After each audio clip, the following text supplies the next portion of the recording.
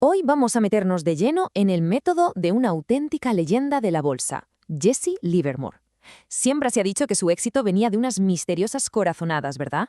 Pero, ¿y si el verdadero secreto no tuviera nada que ver con la magia, sino con un sistema de lo más riguroso? Claro, la historia de Livermore está plagada de anécdotas como esta, la del gato negro, un supuesto pálpito que, ¡zas!, le hace vender justo en el momento perfecto. A ver, son historias geniales, pero tienen un problema. Ocultan la verdadera clave de su método. Y aquí es donde llegamos a la pregunta del millón. ¿Era de verdad un don místico, algo casi sobrenatural? ¿O había un sistema, uno riguroso y observable, detrás de esas decisiones que parecían tan impulsivas? Vamos a indagar un poco. Lo más curioso es que el propio Livermore rechazaba de plano la idea de las corazonadas. Él hablaba más bien de impulsos irresistibles. Pero ojo, estos impulsos no salían de la nada, nacían de la acumulación de un montón de pequeñas señales de advertencia, que su cerebro procesaba casi de forma inconsciente. Eran en definitiva conclusiones, no premoniciones. Y con esto entramos en la madre del cordero de su sistema. Livermore no intentaba predecir el futuro. Su enfoque era mucho más terrenal. Se dedicaba a observar cómo se comportaba una acción, aquí y ahora, en el mercado real. ¿Y qué quería decir con que una acción actúe correctamente? Pues muy sencillo. Si el mercado en general es alcista, se espera que una acción fuerte suba con facilidad, sin mucho esfuerzo. Si no lo hace, es que algo raro pasa. La mejor forma de entender esto es con uno de sus ejemplos más famosos. Aquí la diferencia es brutal. Livermore pensaba que tanto US Steel como Utah Copper iban a subir, así que empezó a comprar las dos. ¿Qué pasó? Pues que US Steel empezó a subir con fuerza, actuaba correctamente, y Utah Copper, en cambio, no despegaba. Así que, en lugar de obcecarse con su plan inicial, Livermore reaccionó a lo que estaba viendo. Siguió metiendo dinero en Steel, pero cortó en seco con Utah. Y esto demuestra el poder de su método. Cuando llegó la hora de vender, el mercado para US Steel era tan sólido que se tragó su posición enorme de 72.000 acciones sin que el precio apenas se moviera. El comportamiento previo de la acción había sido la prueba de fuego de su fortaleza. Y el resultado final de esa operación fue un beneficio de $1,500,000, una auténtica barbaridad para la época.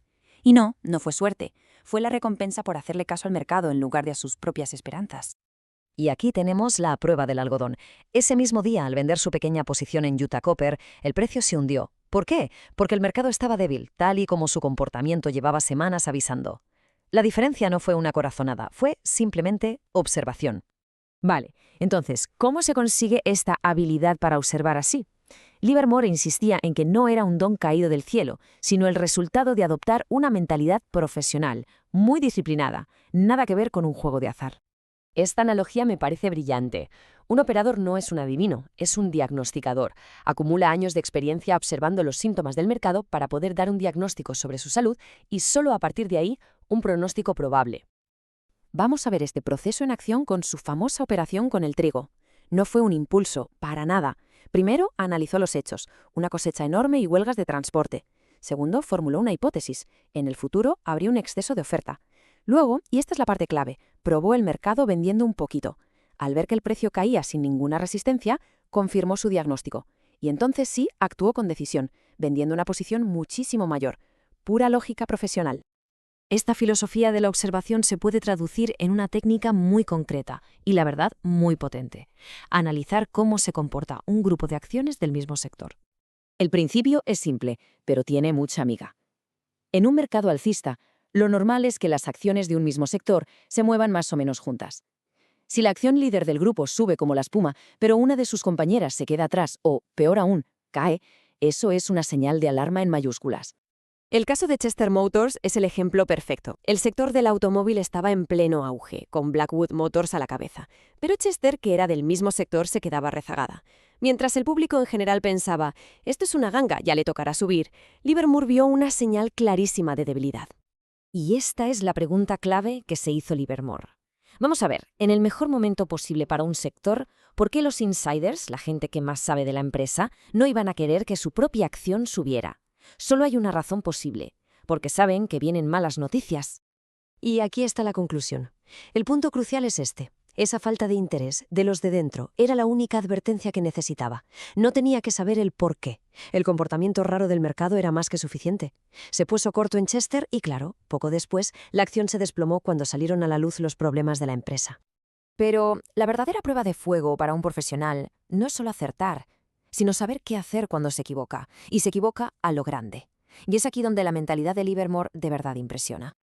Esta historia es increíble. Livermore se equivocó de lleno en el mercado del algodón y llegó a acumular una pérdida de $1 millón. Lo más difícil, sin duda, fue lo que hizo: admitir el error, cerrar la posición y asumir la pérdida. Pero lo genial viene ahora.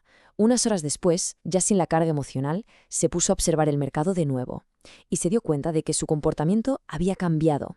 El precio caía y por primera vez no rebotaba. Basándose en esa nueva observación, volvió a vender y recuperó hasta el último céntimo. Así que al final, cuando juntamos todas estas historias, lo que vemos es un patrón muy claro. El éxito de Livermore no era cosa de magia, sino de aplicar de forma consistente un conjunto de herramientas muy profesionales. Volvemos al principio para desmontar el mito de una vez por todas.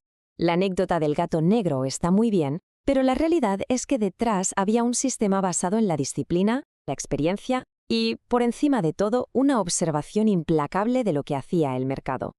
Podríamos resumir todo su método en 4 pilares. Primero, observación, para ver la realidad del mercado, no lo que nos gustaría ver.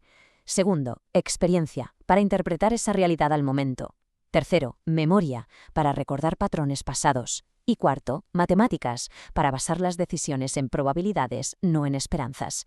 Ese era el verdadero secreto de Jesse Livermore. Y para terminar, una reflexión. A ver, en los mercados de hoy en día, que están hasta arriba de algoritmos y trading de alta frecuencia, uno podría pensar que un enfoque tan humano está ya pasado de moda. Pero, ¿y si es justo al revés? Quizá esa habilidad para dar un paso atrás y simplemente observar sin ideas preconcebidas es precisamente la ventaja más rara y, por tanto, más valiosa que exista. Ahí queda la pregunta. Gracias por habernos acompañado en este análisis.